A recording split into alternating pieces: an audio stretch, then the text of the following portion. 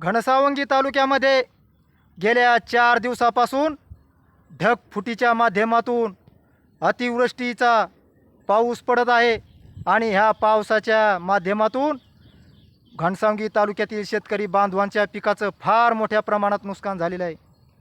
पाऊस उघडून 8 ते 10 तास झालेले आहेत तरी शेतातलं पाणी कमी होत नाही आहे। वढ्याला नदीचं स्वरूप आलेलं आहे आणि नद्यांना गंगेचं स्वरूप आलेलं आहे आणि संपूर्ण शेतकऱ्याच्या जमिनी ह्या जलमय झालेल्या आहेत। आणि म्हणून माझी प्रशासनाला विनंती राहील, आपण ज्या शेतकऱ्याला जगाचा पोशिंदा म्हणतो त्या पोशिंद्याची आज परिस्थिती लक्षात घेऊन शासनापर्यंत शेतकऱ्यांचा आवाज पोहोचण्याचं काम आपण केलं पाहिजे आणि लवकरात लवकर शेतकऱ्याच्या पिकाचे पंचनामे करून शेतकऱ्याला योग्य तो मोबदला देण्याचं काम केलं पाहिजे। कारण शेतकऱ्यांनी वर्षभर अंगातलं रक्त जाळून, अंगातला घाम त्या ठिकाणी गाळून कष्ट केलेले आहेत आणि ते कष्ट पूर्ण आज जेलमय झालेले आहेत।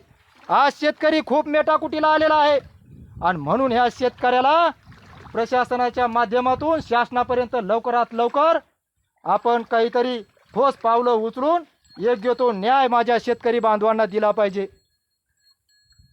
खरी परीक्षा आता राज्यकर्त्यांची घेण्याची वेळ आलेली आहे।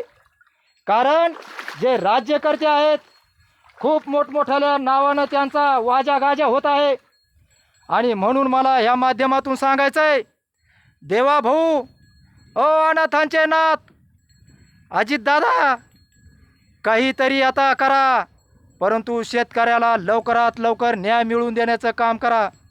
नसता शेतकऱ्यानं जर तुम्हाला टळटळाट दिला, शेतकऱ्यांनी जर तुम्हाला श्राप दिला तर तुमचं भावी जीवनामध्ये तुमचं राजकारण देखील धोक्यात येऊ शकतं। म्हणून एक शेतकरी पुत्र म्हणून सांगतो, लवकरात लवकर ठोस पावलं उचलून माझ्या शेतकऱ्याच्या कष्टाची किंमत करा। नसता तुम्हाला आम्ही कुठल्याच मतदारसंघात फिरू देणार नाही।